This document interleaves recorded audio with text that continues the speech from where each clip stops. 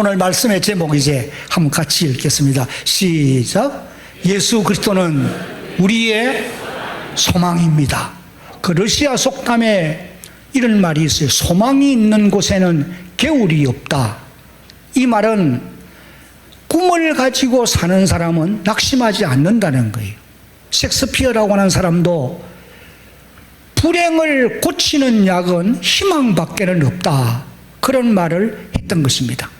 잠언 29장 18절 말씀을 보면은 꿈이 없는 백성은 망할 수밖에 없다.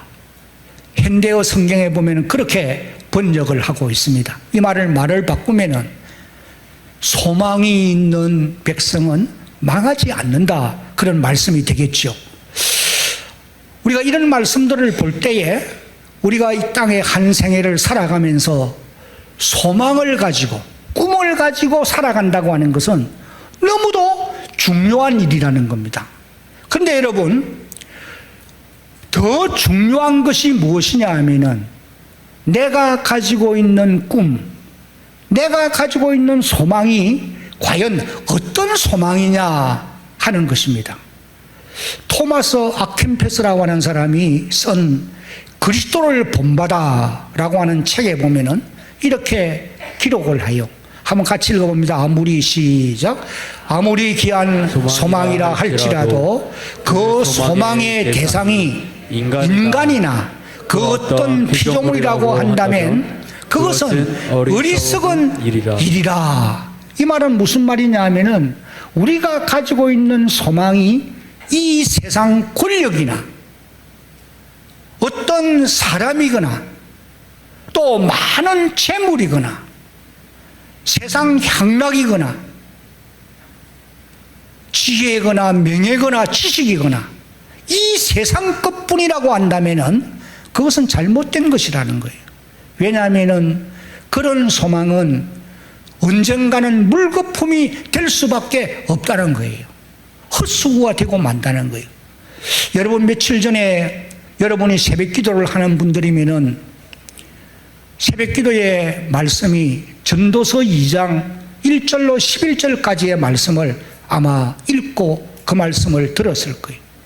솔로몬이 뭐라고 말씀하느냐 하면은 나는 이 땅에서 세상 권력도 가져보았고 많은 소유도 가져보았고 세상 쾌락도 그 어느 누구보다도 모든 쾌락을 다 누려보았고 내가 탁월한 지혜도 가져보았지만 그 모든 것들은 헛된 것이었더라. 그래서 전도서 2장 11절 말씀을 보니까 그 후에 내가 생각해 본적, 그래서 소유를 다 가지고 난 그 이후에 생각을 해보았다는 거예요. 생각을 해보니까 내 손이 하는 모든 일과 내가 수고한 모든 것들이 다 헛되어 바람을 잡는 것이며, 여러분 부는 바람을 손으로 잡아보세요. 남는 것이 뭐가 있어요? 다 따라가는 것 아닙니까? 해 아래에서 헛된 것이었더라. 그렇게 고백을 한 것을 우리가 보게 됩니다. 그래서 땅 위의 것들은 다 이와 같이 결국은 물거품과 같은 헛된 것이 될 수 있다는 거예요. 그래서 시편 기자는 시편 146편 3절로 5절에서 귀인들을 의지하지 말며 방백들을 의지하지 말며 힘이 있는 자를 의지하지 말라는 거죠. 또 도울 힘이 없는 인생도 의지하지 말지니 그의 호흡이 끊어지면, 이 말은 죽는다는 말이에요. 내가 기대하고 내가 소망을 두고 있던 그런 사람이 결국은 죽음은 누구에게 오는 것 아닙니까? 그날에 모든 계획이 소멸되고 만다. 그래서 야곱의 하나님을 자기의 도움으로 삼으며 여호와 자기 하나님에게 자기의 소망을 두는 자는 무엇이 있다고요? 한글 잘 못 읽습니까? 다 같이 시작. 복이 있다. 하나님께 소망을 두고 살아가는 사람은 복이 있다는 거예요. 왜 그러하냐? 이어지는 시편 146편 6절부터 10절까지의 말씀을 읽어보면은 여호와 하나님은 천지와 바다와 그 중에 만물을 지으신 분이시기 때문이며 영원히 진실함을 지키는 분이시고 여호와는 억눌린 사람을 정의로 심판해 주시고 줄인 자들에게 먹을 양식을 주시고 하나님은 갇힌 자들을 자유하게 하시고 맹인들의 눈을 열어주시며 비굴한 자를 일으켜주시고 의인들을 사랑해 주시고 나그네를 보호하고 고아와 가부를 붙들어 주시고 악인들의 길은 굽게 망하게 하신다는 거예요. 그래서 여호와는 영원히 다스리는 분이고 하나님은 대대로 통치하시는 그런 분이기 때문에 그 하나님께 소망을 두고 살아가는 사람은 복 있는 사람이다 라고 말씀을 하고 있는 것입니다. 나는 우리 대한교회 모든 성도들이 지금까지도 하나님께 소망을 두고 살아온 분들이에요.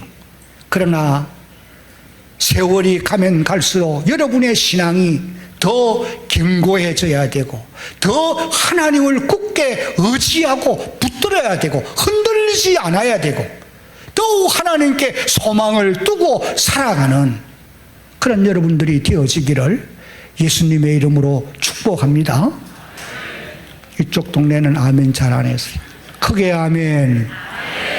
오늘 우리가 읽은 이 본문을 보세요. 이 말씀은 마태복음을 기록한 저자 마태가 이사야 42장 1절로 4절까지의 말씀을 그대로 인용한 말씀이에요. 그런데 이 선지자 이사야가 이 예언한 이 말씀은 예수님께서 이 땅에 오시기 약 700년 전에 예언한 말씀이거든요. 그런데 선지자 이사야가 예수님 오시기 700년 전에 어떤 예언을 했느냐? 예언의 가장 중요한 핵심은 무엇이냐 하면은 앞으로 이 땅에 오실 메시아가 되시는 예수 그리스도는 온 인류의 희망이 될 것이다. 온 세상 사람들에게 희망이 되어질 분이시다. 그렇게 예언을 해주고 있다는 사실이에요. 조금 전에 우리가 읽은 21절 말씀을 읽어보면은 또한 이방 사람들이 그 이름을 바라리라 함을 이루려 하심이라 그렇게 기록을 했어요. 근데 이 말씀을 공동번역에서는 같이 한번 읽어봅니다.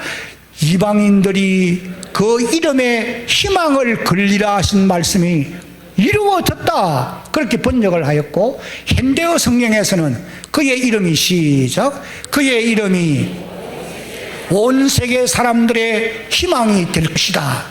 예수님이 이 땅에 메시아로 오시는 예수님이 온 인류의 희망이 된다는 거예요.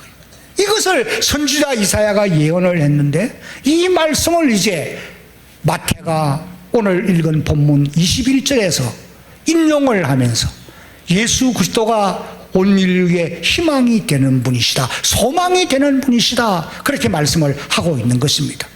여러분, 오늘 저와 여러분들이 믿고 의지하는 이 예수님이 우리의 희망일 뿐 아니고 온 세상 사람들의 희망이 되어야 된다는 거예요. 왜냐하면 오늘 우리가 조금 전에 읽은 20절 말씀을 읽어보면 예수님은 상한 갈대를 꺾지 아니하시며 꺼져가는 심지를 끄지 아니하시는 그런 분이시기 때문에 온 인류의 희망이 되시는 분이시다. 그렇게 이제 말씀을 하고 있는 것입니다.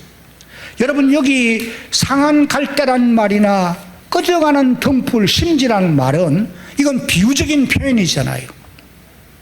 어떤 비유적인 표현이냐면은 이 세상을 살아가는 사람들 가운데 여러 가지 문제들로 인하여 힘들고 어려운 연약한 인생들을 상징적으로 표현할 말씀이 바로 이 말씀인 것입니다.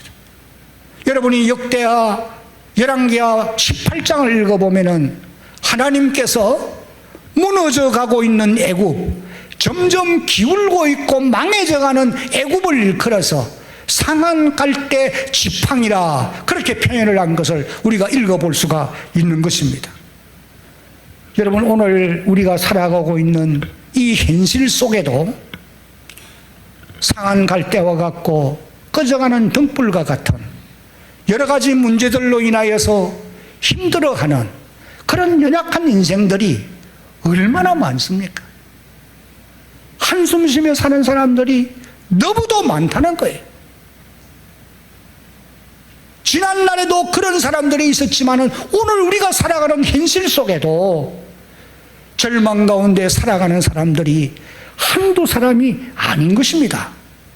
어떤 분들은 육신의 질병으로 인하여서 정말 힘들어하는 분들도 있고, 가난으로 인해서 고통을 겪는 분들도 없지 않아 있고, 사업의 실패나 인간관계의 문제나 자녀들의 문제나 가정의 문제들로 인해서, 이런 여러 가지 문제들로 인해서 상한 갈대와 같고 꺼져가는 등불과 같은 연약한 인생들이 오늘도 우리가 살아가는 삶의 주변에 많이 있는 것이 현실이잖아요. 여러분, 오늘 이 예배를 드리는 저와 여러분들도 이런 문제들로 인하여서 힘들어하는 연약한 인생일 수가 있다고 하는 것을 우리가 인정해야 합니다. 한번 따라합시다. 나는 연약한 인생입니다. 따라 안 하는 분들 있어요. 내가 다 보입니다. 한 번 더 따라합니다. 나는 연약한 인생입니다.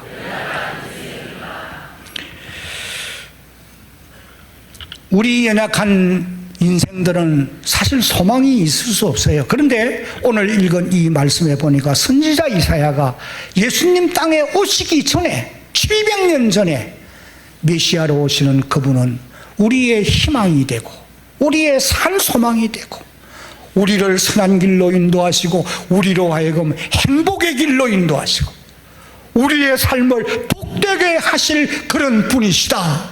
이것을 예언해 주고 있다는 거예요. 20절 말씀이 바로 그런 말씀이에요. 상한 갈대를 꺾지 아니하시고 꺼져가는 등불을 끄지 아니하신다. 여러분, 꺾지 않고 또 끄지 않는다고 하는 이런 표현은 연약한 우리를 예수님께서 무관심하여 버려두지 않고 반드시 일으켜 세워주신다. 다른 말로 하면 우리를 도우신다. 그런 의미의 말씀인 것입니다. 여러분, 세상 사람들은 그렇지 않잖아요. 나보다 약한 사람은 발로봐버립니다. 인정사정 없습니다. 요사이 세상 돌아가는 일들을 보면은 정말 기가 막힌 일들이 너무 많아요. 그러나 예수님은 연약한 우리에게 소망이 되어준다는 거예요.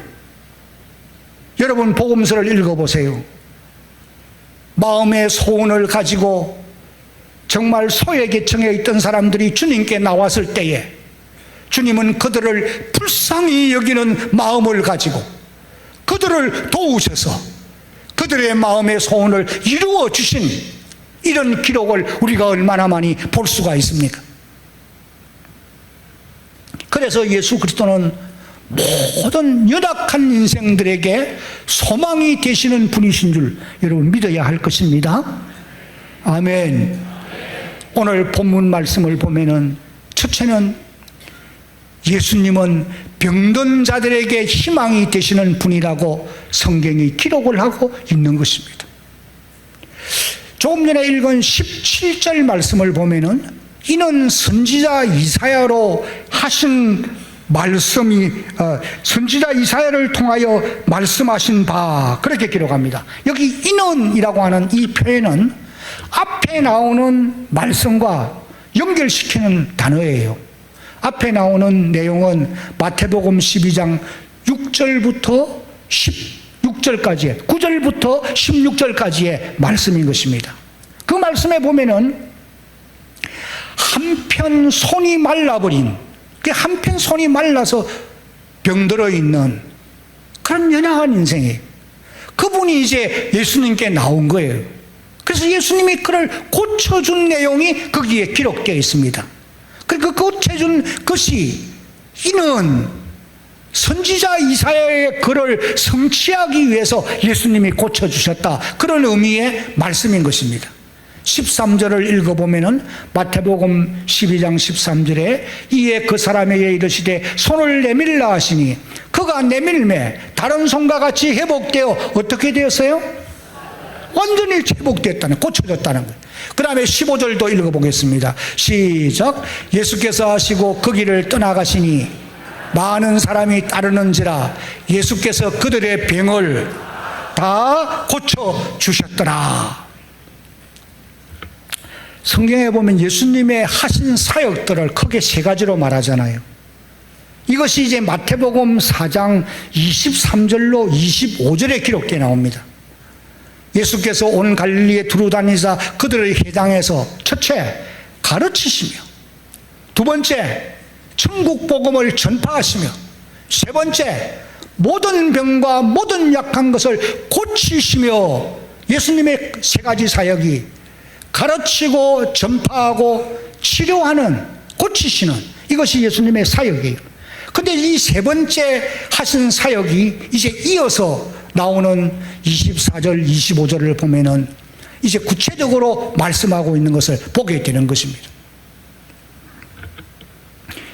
예수님의 세 가지 사역 중에 병든 자를 고친다고 하는 이 사역이 전체의 약 3분의 2에 해당한다. 그렇게 이제 성경학자들이 기록한 말씀을 보게 됩니다. 여러분 조금 전에 읽은 마태복음 4장 23절 이 말씀에 보면은 모든 병과 모든 약한 것을 고치시니 그렇게 기록했어요. 여기 모든이라고 하는 이 말씀이 저는 대단히 중요하다고 믿어요. 이 모든이라고 하는 말은 한계가 없다는 뜻이에요. 뭐가 없어요? 한계가 없다는 거예요. 못 고칠 질병이 없고 예수님께는 해결하지 못할 문제가 없다는 거예요. 예수님께는 못 고칠 질병이 없고 해결하지 못할 문제가 없다는 거예요. 여러분이 복음서를 읽어보면 예수님의 생애를 기록하고 있는데 수많은 병든 자들이 주님께 나와서 다 고침을 받는 이런 기록을 보게 됩니다. 한센병도 고쳐주었어요. 당시 문둥병은 가장 무서운 질병이잖아요. 불쌍히 여겨서 어루만지며 내가 원하노니 깨끗함을 받으라. 그래서 고쳐줘요. 38년 되었던 병든 자도 고쳐줘요. 12년 동안 혈류병으로 앓던 여인도 치료해줘요. 내 믿음이 너를 구원하였느니라. 나면서부터 안전병이 되었던 사람, 나면서부터 소경되었던 사람도 치료해줘요. 심지어 죽은 자도 살려주시는 나사로도, 나인성 가부의 독자 아들도, 그리고 회당장 야이로의 12살 난 딸도 살려주시는 이런 역사를 일으킨 것을 우리가 보게 되어지는 것입니다. 여러분, 예수님은 오늘도 병든 자들에게 소망이 되는 분이에요. 이 말은 지금도 육신의 질병으로 고통받는 자들을 고쳐주시는 분이신 줄로 우리가 믿어야 된다는 거예요. 저는 우리 대한교회 성도들 가운데 정말 주님이 치료해 주셨기 때문에 건강을 회복하고 오늘 이곳에 예배를 드리고 있는 분들이 많이 있다는 것을 저는 알고 있습니다. 그런 분들라면 크게 아멘 해야 돼요.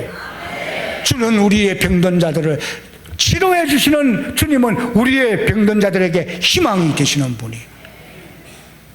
그리고 또 예수님은 귀신 들린 자들에게도 소망이 되는 분이라고 오늘 성경이 말씀하고 있습니다. 22절을 우리 소리내서 한번 같이 읽겠습니다. 시작. 그때에 귀신 들려 눈멀고 말 못하는 사람을 데리고 왔거늘 예수께서 고쳐주시매 그 말 못하는 사람이 말하며 보게 된지라. 아멘. 예수님이 땅에 오신 목적이 여러 가지가 있습니다만 그 중에 아주 중요한 것 하나가 무엇이냐 하면은 마귀의 일을 멸하기 위해서 오셨다는 거예요. 사단의 권세 아래 눌려있는 자들을 자유할 수 있도록 해주시기 위해서 주님이 땅에 오셨다고 말씀하세요. 히브리서 2장 14절에 보면은 자녀들은 혈과 육에 속하였으며 그도 또한 같은 모양으로 혈과 육을 함께 지니심은 죽음을 통하여 죽음의 세력을 잡은 자 곧 다같이 시작 마귀를 멸하시며 요한일서 3장 8절에는 죄를 짓는 자마다 마귀에게 속하나니 마귀는 처음부터 범죄함이라. 하나님의 아들이 나타나신 것은 무엇을 위하여? 마귀의 일을 마귀 위하여, 멸하기 위하여 이 땅에 오셨다. 여러분이 마가복음 5장 1절로 20절까지를 읽어보면 그라사 지방에 한 청년이 군대 귀신이 들려서 너무도 비참하게 살아가는 그런 모습을 보게 될 것입니다. 그 청년은 무덤 사이에 거하고 고래고래 소리를 지르고 많은 사람들을 해롭게 하고 그를 억제할 능력이 없어요. 서고랑으로도 묶어둬도 쇠고랑을 끊어버리는, 그리고 이제 그렇게 고통 중에 살다가 결국은 죽음을 맞이할 수밖에 없는데 예수님께서 그를 불쌍히 여기시고 지난밤에 갈릴리 바다를, 풍랑이는 바다를 잔잔케 하고 그리고 건너와서 그라사 지방에 이른 새벽에 들어가셔서 그 귀신 들린 청년을 불쌍히 여겨서 귀신들을 내어 쫓으시고 온전한 정신으로 돌아오게 해서 자기의 가정으로 돌려보내는 이런 모습을 우리가 보게 되어지는 것입니다. 저는 우리 교회, 대한교회 안에서도 그런 일들이 지난날에 많이 있었어요. 그래서 예수님은 귀신 들린 자들에게도 희망이 되는 분이신 것입니다. 예수님만이 유일한 희망이에요. 그리고 또 예수님은 가난한 자들에게 있어서도 소망이 되시는 분이시다. 우리에게 그것을 말씀해 줍니다. 여러분, 하나님께서 특별히 가난한 자들에게 관심이 많이 있다고 하는 것을 우리가 알게 돼요. 구약성경 신명기를 읽어보면은 신명기 15장 9절로 11절에 보면은 하나님이 가난한 자들을 생각을 하라고 아주 강조하면서 말씀을 하시는 것을 우리가 보게 되어지는 것입니다.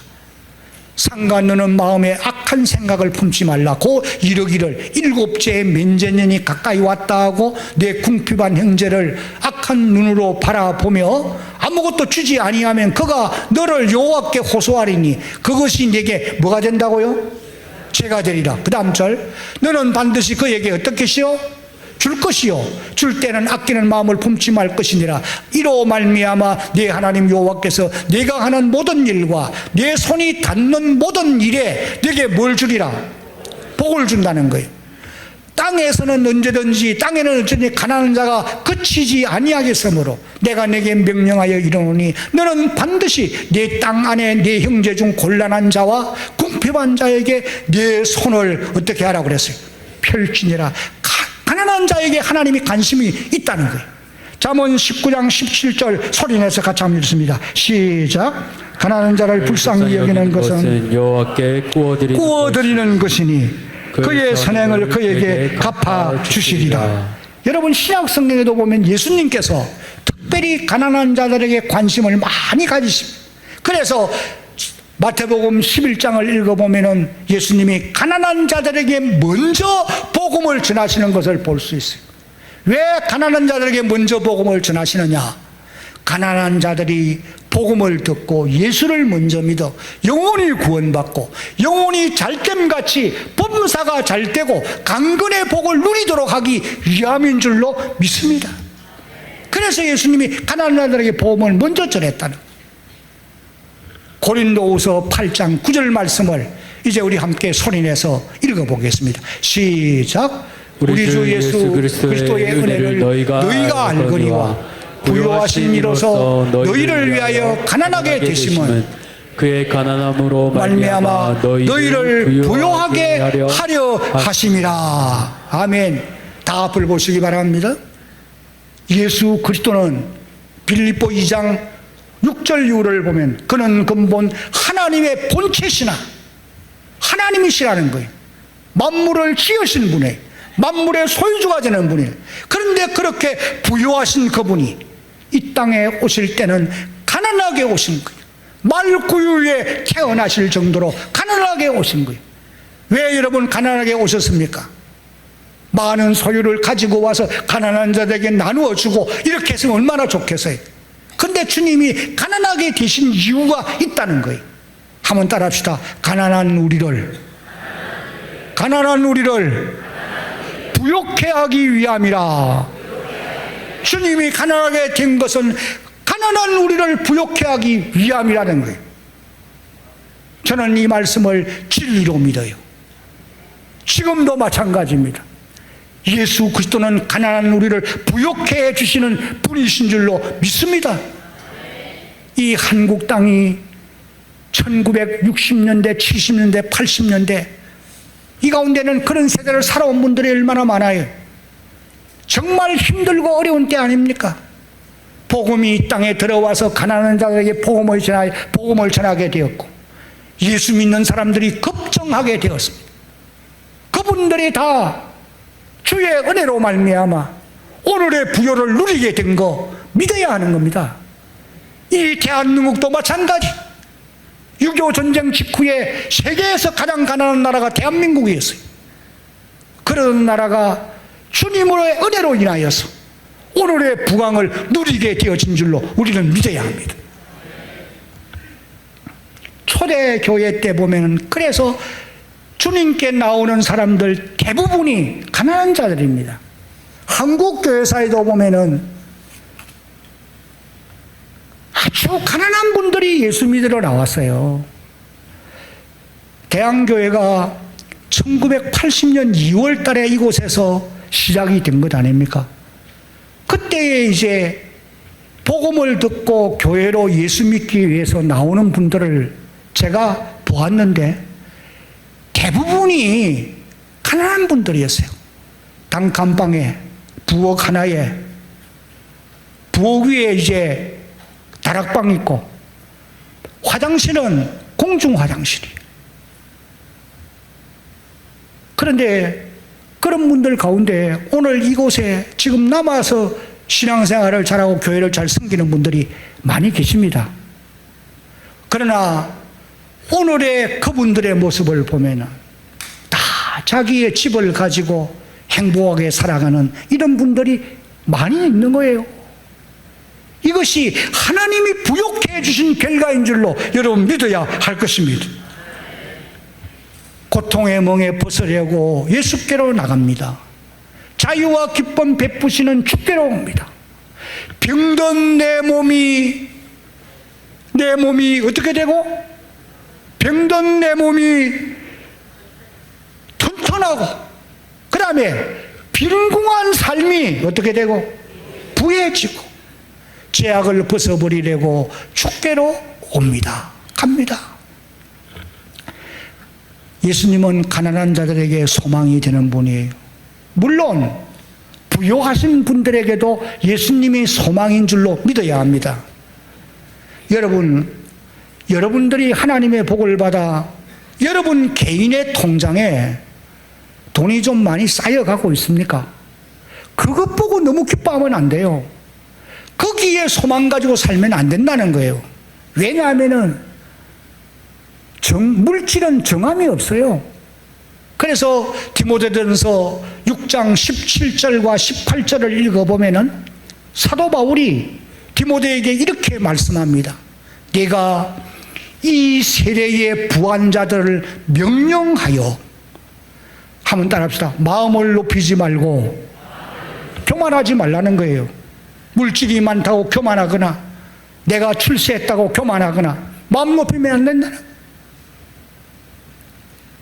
정함이 없는 재물에 소망을 두지 말게 하며, 재물은 정함이 없어요.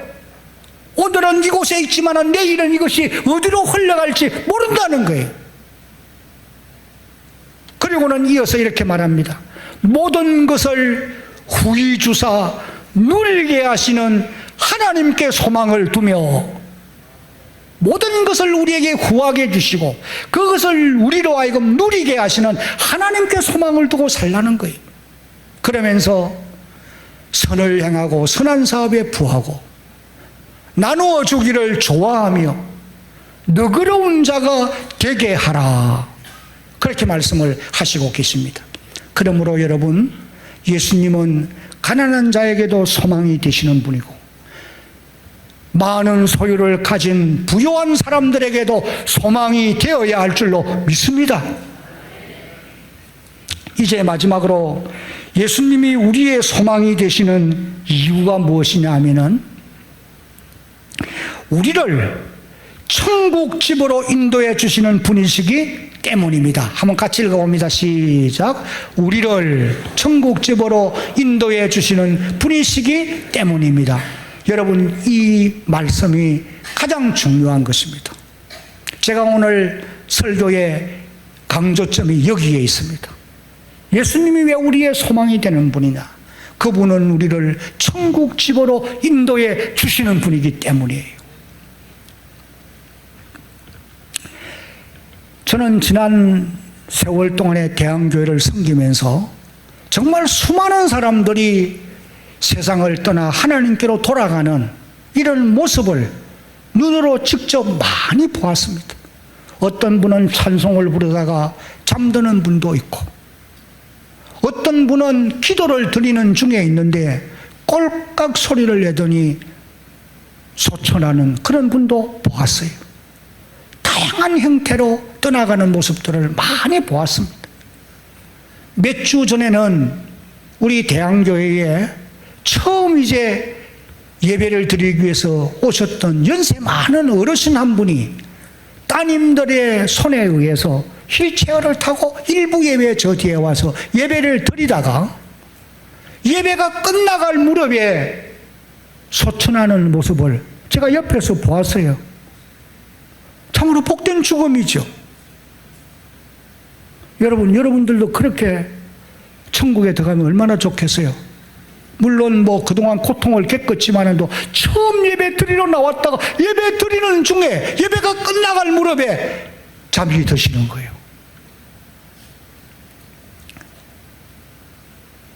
한 번 죽는 것은 사람에게 정한 것이요 그 후에는 심판이 있으리니 히브리서 9장 27절에 그렇게 말씀합니다. 다윗 같은 사람은 열왕기상 2장 1절 2절을 읽어보면 죽음을 일컬어서 모든 사람의 가는 길이라 그렇게 표현을 하고 있는 것입니다.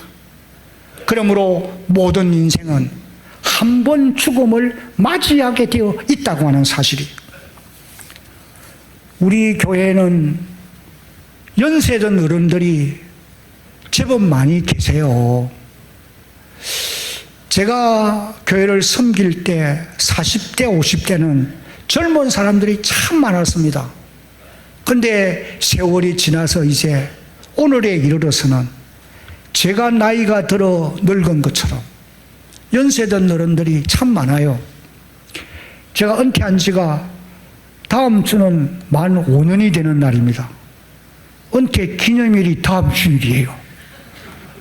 그러나 기억할 필요는 없습니다. 제가 이걸 이제 생각해 보면서 연세가 많이 들면은 어차피 먼저 천국 가게 되어 있어요. 주의 부름을 먼저 받게 되어 있단 말이에요. 그래서 죽음을 생각하지 않을 수가 없어요. 자주 제가 이런 생각을 해요. 내게도 반드시 마지막 그 순간이 올 것인데, 그러면 내 영혼이 주님 앞에 서야 되는데 그날에 내가 받을 상이 과연 얼마나 될까? 솔직히 이것 때문에 내가 고민을 할 때가 있습니다. 그래서 남은 세월을 살면서도 하나님, 내가 상을 받아야 되는데 상 받을 일을 하면서 살게 주십시오. 그런 기도를 드려요. 우리 교회는 저와 같은 세대를 살고 저보다도 연세든 더 어른들이 계시기도 하고, 그래서 제가 이 말씀을 좀 강조해 드리고 싶은 말씀인 것이, 여러분, 죽음이 무엇입니까? 죽음은 우리의 이 몸과 육체와 우리의 영혼이, 내 안에 있는 영혼이 분리되어서 각각 왔던 곳으로 돌아가는 그것이 죽음인 것입니다. 전도서 12장 7절 말씀을 보면은 흙은 여전히 땅으로 돌아가고 영은 그것을 주신 하나님께로 돌아가기 전에 어떻게 하라? 기억하라고 그랬어요. 여기 흙은 우리 육체를 말하거든요. 여전히 땅으로 돌아가고, 땅에서 왔으니까 땅으로 돌아가는 거예요. 매장하거나 화장하거나 한 줌의 재로 돌아가는 것은 다 마찬가지거든요. 그러나 우리의 영혼, 그것을 우리에게 주신 하나님께로 돌아가야 된다. 왜? 하나님이 주신 것이기 때문에. 그러나 많은 영혼들이 하나님께로 돌아갈 수가 없어요. 그래서 돌아가기 전에 기억하라, 그렇게 말씀을 하시는 것입니다. 한번 따라합시다. 기억하라. 여기 기억하라고 하는 말은 하나님을 기억하라는 말씀이에요. 누구를 기억하라고요? 하나님을, 예수님을 기억하라는 것. 이 말은 하나님을 바로 알고 바로 섬기며 살아야 된다, 그런 말씀인 것입니다. 여러분, 하나님이 어떤 분이시기에 우리가 기억해야 되느냐? 첫째는 우리의 영혼이 하나님께 속해 있기 때문이에요. 여러분의 영혼이 하나님의 것이라고 말씀이에요. 모든 사람의 영혼은 하나님의 소유인 줄로 믿어야 합니다. 창세기 2장 7절에 보면은 여호와 하나님이 땅의 흙으로 사람을 지으시고, 육체를 지었단 말이거든요. 생기를, 영혼을 그 코에 불어넣으시니 사람이 생명이 된지라, 생각하고 말하고 활동하는 사람이 되었다는 거예요. 영혼은, 육신은 흙으로 돌아가는 거예요. 그러나 영혼은 하나님이 우리에게 주신 것이라는 거예요. 그래서 하나님의 소유라는 거예요. 에스겔 18장 4절을 읽어보면은 모든 영혼이 다 내게 속한지라, 하나님께 속했다는 거죠. 아버지의 영혼이 내게 속한 같이 아들의 영혼도 내게 속하였나니. 그 다음 읽어봅니다. 시작. 범죄하는 그 영혼은 죽으리라. 이 말은 범죄하는 영혼은 하나님께로 돌아갈 수가 없다는 거예요. 그럼 범죄치 않는 영혼이 있느냐? 모든 사람이 다 죄를 범하였다고 했어요. 로마서 3장 23절을 읽어보면 모든 사람이 죄를 범하였음에 하나님의 영광에 이르지 못하더니 기록하고 있어요. 모든 사람들의 영혼이 하나님께로 돌아갈 수 없다는 거죠. 죄의 삭선 사망이기 때문에. 여러분, 그러면은 사람들의 영혼이 범하는 죄가 과연 어떤 것이겠느냐? 오늘 저와 여러분들이 지난날에 범했던, 우리 영혼이 범했던 죄가 무엇이겠느냐? 그것은 여러분, 하나님이 우리 인간을 만드실 때 만드신 목적이 뭐냐면은 이사야 43장 7절과 21절을 읽어보면 이 땅에 사람이 살아가면서 하나님을 섬기고 하나님께 영광을 돌리도록 하기 위해서 사람을 창조했다는 거예요. 그래서 이사야 43장 7절에 내가 내 영광을 위하여 창조한 자를 오게 하라. 내가 그들을 지었고 내가 그들을 만들었느니라. 이사야 43장 21절에서는 이 사람들은 내가 내 영광을 위하여 지었나니 나를 찬송하게 하려 함이니라, 그렇게 말씀하고 있어요. 그 사람이 하나님의 형상대로 지음받은 목적은 어디에 있느냐면 하나님을 알고 하나님을 섬겨서 하나님께 영광을 돌리며 살도록 하는 것이 하나님의 인간을 창조한 목적이에요. 그런데 그 목적대로 사는 것이 아니고 많은 사람들이 세상 신을 따라가고 세상 풍속을 쫓아가고, 에베소 2장 1절로 3절 이후에 기록한 말씀같이 세상 풍속을 쫓고 공중의 권세 받은 자를 따라서니 곧 지금의 불순종하는 아들들의 역사하는 악한 영이라. 영혼이 범하는 죄 가운데 가장 무서운 죄가 바로 하나님을 섬기며 하나님께 영광을 돌려야 하는데, 그렇지 않고 세상 신을 따르고 세상 풍속을 따라 하나님 없이 살아가는, 이것이 가장 큰 죄라는 거예요. 그런 영혼이 이제 하나님께로 돌아가지를 못한다, 그렇게 말씀을 하시고 계시는 것입니다.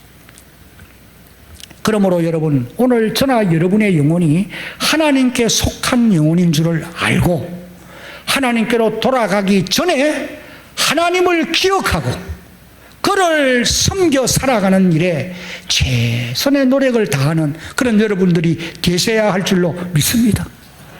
그리고 또 우리가 하나님을 기억해야 될 이유가 무엇이냐? 우리의 영혼이 돌아갈 영원한 집을 하나님께서 마련해 주셨다는 거예요. 여러분 고린도후서 5장 1절을 소리내서 읽겠습니다. 시작. 만일 땅에 있는 우리의 장막집이 무너지면 하나님께서 지으신 집 곧 손으로 지은 것이 아니요 하늘에 있는 영원한 집이 우리에게 있는 줄 아느니라. 땅에 있는 우리의 장막집, 육체를 말합니다. 무너진단 말은 죽는단 말이에요.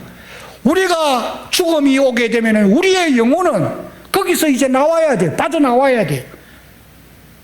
영혼의 집이 우리 육체예요. 무너지면 죽으면 영혼이 나와서 하나님께로 가야 되는데 어디로 가야 될 것이냐? 하나님께서 지으신 집, 사람의 손으로 지은 것 아니고 하나님이 지으신 영원한 하늘의 집이 있다는 거예요. 이 하늘에 있는 영원한 집을 일컬어서 예수님은 요한복음 14장 1절에서 내 아버지의 집이라 그렇게 표현을 하기도 했습니다. 왜? 하나님이 만드셨기 때문에. 그 다음에 믿음의 조상 아브라함 같은 사람은 히브리서 11장 16절 말씀에서 더 나은 본향이라 그렇게 기록을 해요. 참으로 아름다운 고향 땅이라는 거예요. 너무도 그리워해야 되고 좋아해야 될 더 나은 본향. 저 건너편 강언덕에 아름다운 낙원이 있네. 아름다운 낙원이 있다. 믿는 이만 그곳으로 가겠네. 황금문을 들어가서 주님 함께 살리로다. 너와 날 위해 황금종 울린다. 여러분, 우리가 돌아가야 할 하늘에 있는 집은 영원한 집이지만 너무나 찬란하고 아름다운 집이, 세상에 우리가 사는 이런 집과는 비교할 수 없습니다. 그 나라를, 그 소망, 그 하늘에 있는 영원한 집을 하나님이 우리에게 예비해 주었다는 거예요. 그 나라를 바라보며 오늘도 살아가는 여러분들이 되셔야 할 줄로 믿습니다.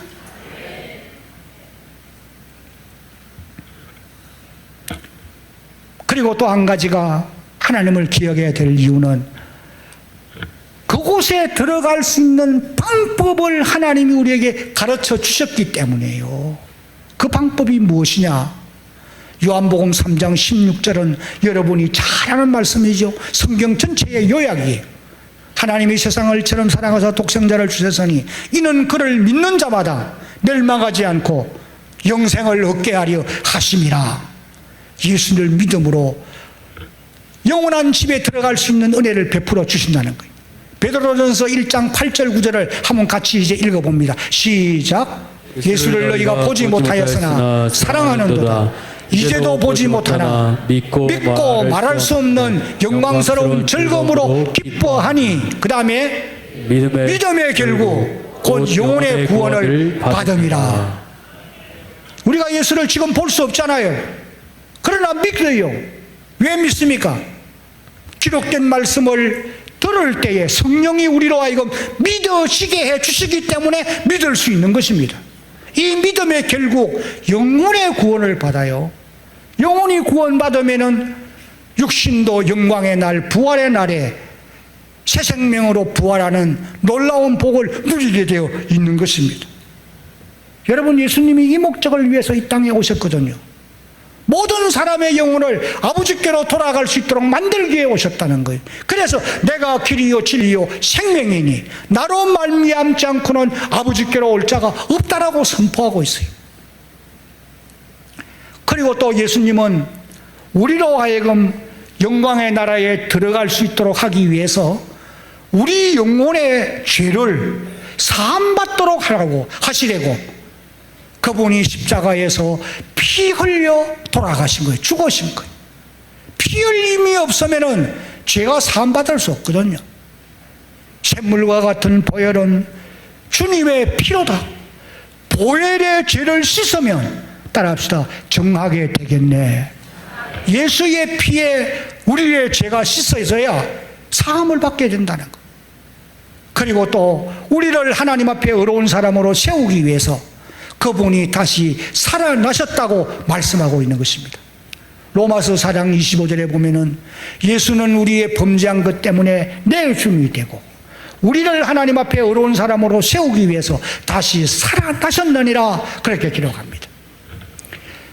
말씀을 맺겠습니다. 예수님은 오늘 저와 여러분들의 소망이에요. 믿으시면 아멘. 여러분, 그분 안에, 예수 안에 모든 좋은 것이 다 있어요. 행복이 있고, 영생이 있고, 기쁨이 있고, 감사가 있고, 만족도 거기에 있습니다. 세상 것으로 만족이 없어요. 그러므로 그분을 굳게 믿고 흔들리지 말고 그분께 소망 두고 살아가는 여러분의 남은 세월 되어지기를 예수님의 이름으로 축복합니다.